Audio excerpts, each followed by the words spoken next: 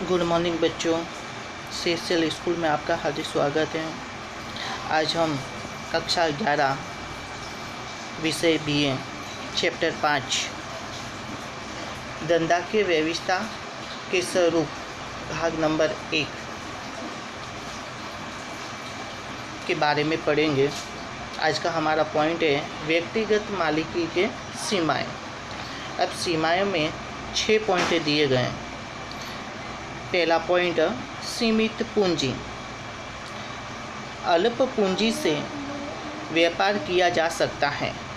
यह व्यक्तिगत मालिकी का विशिष्ट लाभ है, तो साथ ही उसकी मर्यादा भी बन जाती है। औद्योगिक क्रांति के पश्चात व्यापारी इकाई का कद विस्तृत होता जा रहा है। इसके लिए आवश्यक पूंजी प्राप्त करने का कार्य मालिक के लिए संभव नहीं होता है। बड़े पैमाने पर कच्चा माल खरीदना, यंत्र खरीदना तथा माल के संग्रह की क्षमता व्यक्तिगत मालिकी के स्वरूप में नहीं होती है। दूसरा पॉइंट, असीमित दायित्व। व्यक्तिगत मालिकी का दायित्व असीमित होता है, इसीलिए वह अपने दायित्व से मुक्त नहीं हो सकता है। यदि धंधा की संपत्ति और लेने की तुलना में धंधा का देना बढ़ जाए तो उसे अपनी व्यक्तिगत निजी संपत्ति बेचकर भी धंधा का ऋण चुकाना पड़ता है। इस प्रकार धंधा का जोखिम मालिक को स्वयं उठाना पड़ता है, इसीलिए असीमित दायित्व बताया गया। तीसरा पॉइंट, अल्प आयु। धंधे के मालिक की मृत्यु हो जाए, दिवालिया घोषित हो या पागल हो जाए तो ऐसे संजोगों में धंधा का अंत भी हो सकता है। उसके उत्तराधिकारियों में धंधा चलाने की योग्यता का अभाव हो तो संभव है कि व्यापार दुर्बल हो जाए और विभिन्न संजोगों में बंद भी हो सकता है। चौथा पॉइंट,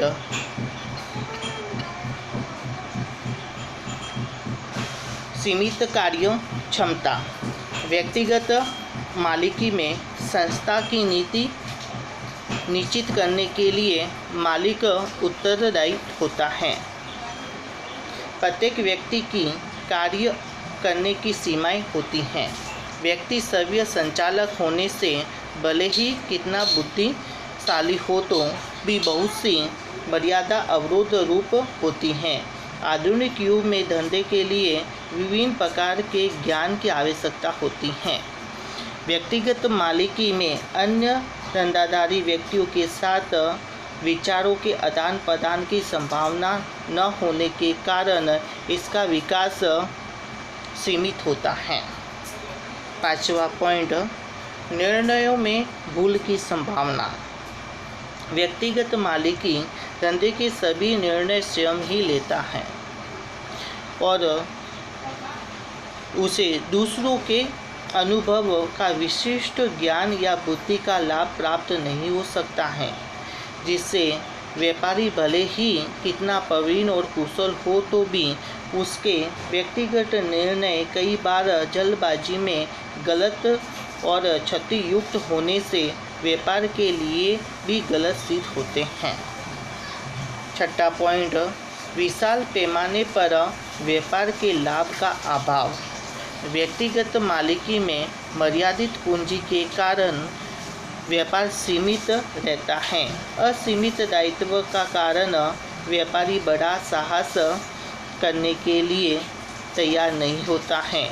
लघु पैमाने पर क्रय विक्रय होने से विशाल पैमाने पर होने वाले क्रय विक्रय का लाभ प्राप्त नहीं होता है। इस प्रकार इस पॉइंट में मर्यादाएं समझाई गई हैं कि व्यक्तिगत मालिकी की सीमाएं कौन कौन सी होती हैं। सबसे पहला पॉइंट में सीमित पूंजी, कि वो सीमित पूंजी से व्यापार किया जा सकता है, अल्प पूंजी से व्यापार किया जा सकता है और यह व्यक्तिगत